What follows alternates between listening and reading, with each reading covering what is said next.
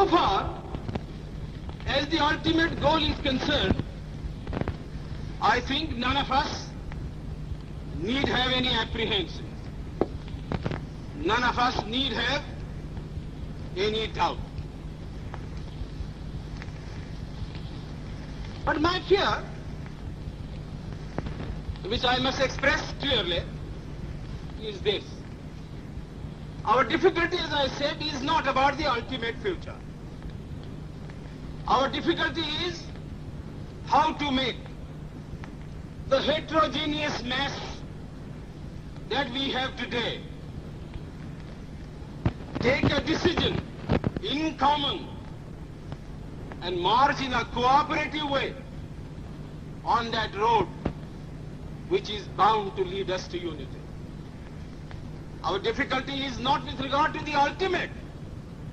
Our difficulty is with regard to the beginning. Mr. Chairman, therefore, I should have thought that in order to make a start,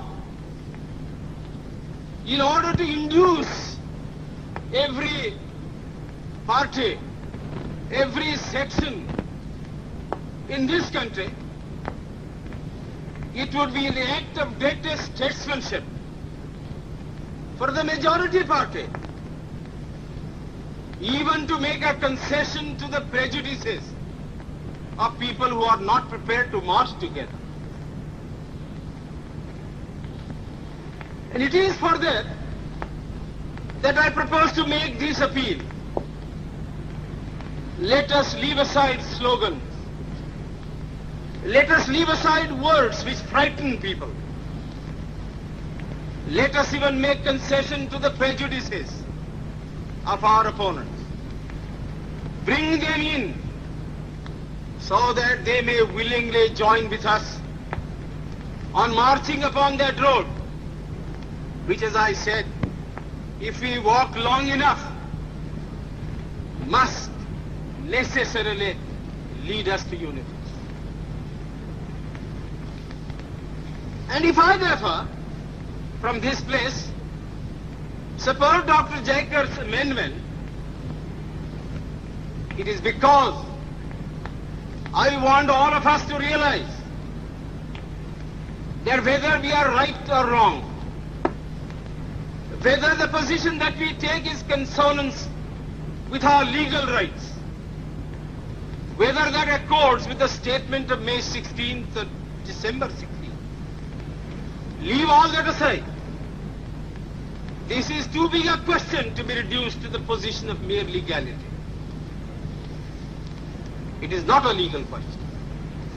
I say leave aside all these considerations and make some attempt whereby those who are not prepared to come will come. Let us make it possible for them to come. That is my appeal. In the course of the debate that took place, there were two questions which were raised, which struck me so well that I took the trouble of taking them down on a note paper. The one question was, it was asked, I think, by my friend, the Prime Minister of Bihar, who spoke yesterday in this assembly. He said, how can this resolution prevent the League from coming into the Constituent Assembly?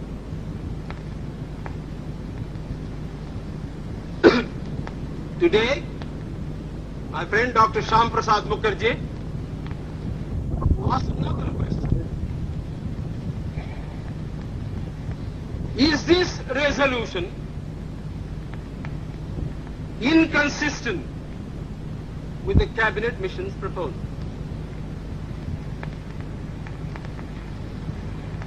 Now, sir, I think they were very important questions. And they I think ought to be answered. And answered categorically. I do maintain that this resolution, whether it is intended to bring about the result or not, whether it is the result of cold calculation or whether it is a mere matter of accident, is bound to have the result of keeping the Muslim League out. And I'll substantiate what I said. Sir, I invite your attention to paragraph 3 in the resolution, which I think is very significant and very important. Paragraph 3 envisages the future constitution of India. I do not know what is the intention of the mover of the resolution, but I take it that it is a sort of, after this resolution is passed, it will act as a sort of a directive to the Constituent Assembly to frame the Constitution in terms of paragraph 3 of the resolution. What does paragraph 3 speak of? Paragraph 3 says that in this country there shall be two different sets of polity. One at the bottom, the autonomous provinces or the state, or such other areas as care to join the United India. These autonomous units will have full powers. They will have also residuary powers.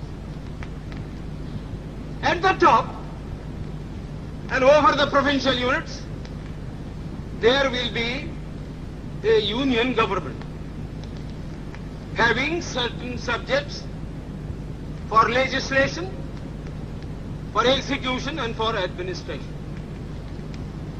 So as I read this part of the resolution, I do not find any reference to the idea of grouping an intermediary structure between the union on the one hand and the provinces on the other.